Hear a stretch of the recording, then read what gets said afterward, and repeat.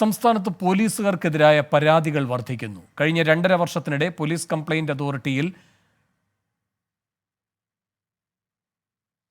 3735 പരാതികളാണ് ലഭിച്ചത്. ഇതിൽ 2335 പരാതികൾ തീർപ്പാക്കാനുണ്ട്. DGP മുതൽ SP റാങ്ക് വരെയുള്ളവർക്കെതിരെ 568 പരാതികളും ലഭിച്ചിട്ടുണ്ട്. ഏറ്റവും കൂടുതൽ കേസുകളുള്ളത് കൊല്ലം ജില്ലയിലെ പോലീസുകാർക്കെതിരെയാണ്. ഏറ്റവും കുറവ് കേസുകളുള്ളത് കാസർഗോഡ് ജില്ലയിലാണ്.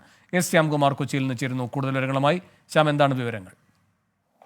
വേണു, സംസ്ഥാനത്ത് പോലീസുകാർക്കെതിരായിട്ട് സാധാരണക്കാർ കൊടുക്കുന്ന പരാതികളിൽ എണ്ണം കൂടുന്നു, പക്ഷേ അതിൽ നടപടി ഉണ്ടാകുന്നില്ല എന്നുള്ളതാണ് പോലീസ് കംപ്ലയിന്റ് അതോറിറ്റിയുടെ അടുത്തെത്തിയ കണക്കുകൾ തന്നെ വ്യക്തമാക്കുന്നത്.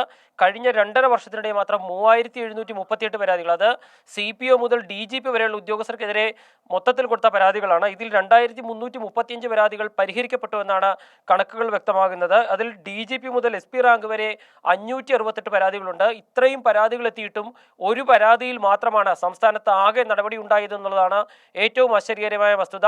4 പരാതികളിൽ FIR ഇടാൻ DGP നിർദ്ദേശിക്കുകയും ചെയ്തു. ബാക്കി പരാതികളെല്ലാം എല്ലാ ജില്ലകളിലും വെറുതെ ഇരിക്കുകയാണ്. അതായത് പോലീസുകാർക്കെതിരായി ഉയരുന്ന പരാതികളിൽ നടപടിയെടുക്കാനായിട്ട് ഒരു നടപടിയും ഉണ്ടാകുന്നില്ല എന്നുള്ളതാണ്. ഏറ്റവും കൂടുതൽ പരാതി ഉണ്ടായിരിക്കുന്നത് കൊല്ലം ജില്ലയിലാണ്. എറണാകുളത്തും കോഴിക്കോടും ഒക്കെ കേസുകൾ കൂടി വരുന്നുണ്ട്. പക്ഷേ അപ്പോഴും കുറ്റക്കാരായ പോലീസുകാർക്കെതിരായിട്ട് ഒരു നടപടിയും ഉണ്ടാകുന്നില്ല എന്നുള്ളതാണ് ഈ കൂടി വരുന്ന കണക്കുകൾ വ്യക്തമാക്കുന്നത്. S ശ്യാംകുമാറാണ് കൊച്ചിയിൽ നിന്ന് വിവരങ്ങൾ നൽകിയത്.